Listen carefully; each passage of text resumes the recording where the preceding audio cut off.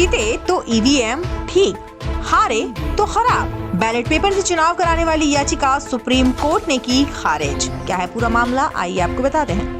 नमस्कार, स्वागत है आपका KAN न्यूज में। आपके साथ मैं हूं सना खान। सुप्रीम कोर्ट ने बैलेट पेपर से चुनाव करवाने की याचिका को खारिज कर दिया है। शीर्ष न्यायालय ने मामले में कड़ी टिप्पणी की, सभी दावों को नकारते हुए ईवीएम को सही ठहराया। सुप्रीम कोर्ट ने मंगलवार को बैलेट पेपर से चुनाव करवाने को लेकर दाखिल की गई याचिका को खारिज कर दिया। याचिका में डिमांड की गई थी कि इलेक्ट्रॉनिक वोटिंग मशीन यानी ईवीएम को बैन किया जाए। याचिका को खारिज करते हुए जस्टिस PB वराले और विक्रम नाथ की पीठ ने कहा कि आप जब चुनाव में जीत दर्ज करते हैं तो ईवीएम से कोई छेड़छाड़ नहीं होती। जब आप चुनाव हार जाते हैं तो ईवीएम से छेड़छाड़ हो जाती है।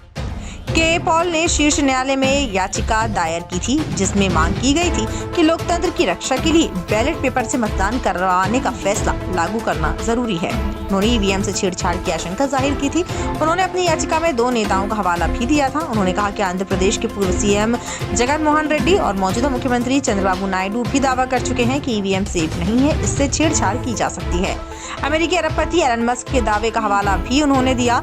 मस्क ने कहा था कि ईवीएम को हैक किया जा सकता है, जिसके जवाब में पीठ ने कहा कि जब नायडू या रेड्डी चुनाव में जीत हासिल करते हैं तो कुछ नहीं कहते, जब हार जाते हैं तो कहते हैं ईवीएम से छेड़छाड़ की जाती है। इसे वे कैसे देख सकते हैं, इसे खारिज किया जाता है। जस्टिस नाथ ने कहा कि इस जगह पर आप इस सब को लेकर बहस नहीं कर सकते। याचिका में बैलेट पेपर से वोटिंग के अलावा कई और भी मांगे रखी गई थी, जिसमें चुनाव आयोग को निर्देश देने की मांग की गई थी कि अगर कोई कैंडिडेट वोटर्स को पैसे या शराब आदि वितरित करने का दोषी पाया जाता है तो उसे 5 साल के लिए अयोग्य ठहराया जाए। याचिकाकर्ता के पॉल ने कहा कि जनहित में उन्होंने याचिका दाखिल की है। इसके जवाब में न्यायालय ने कहा कि आपके पास दिलचस्प याचिकाएं हैं, आपको इतने शानदार विचार कहां से मिले। इसके बाद याचिकाकर्ता ने कहा कि वैसे संगठन के अध्यक्ष हैं जिन्होंने 3 लाख से अनाथ बच्चों और 40 लाख विधवा महिलाओं को बचाया है। न्यायालय ने इस पर भी सवाल खड़े किए। कोर्ट ने कहा कि आपका कार्यक्षेत्र अलग है, आप राजनीति में क्यों उतर रहे हैं। पॉल ने कहा कि वह 150 देशों की यात्राएं कर चुके हैं, विदेशों ने भी बैलेट पेपर को अपना लिया है।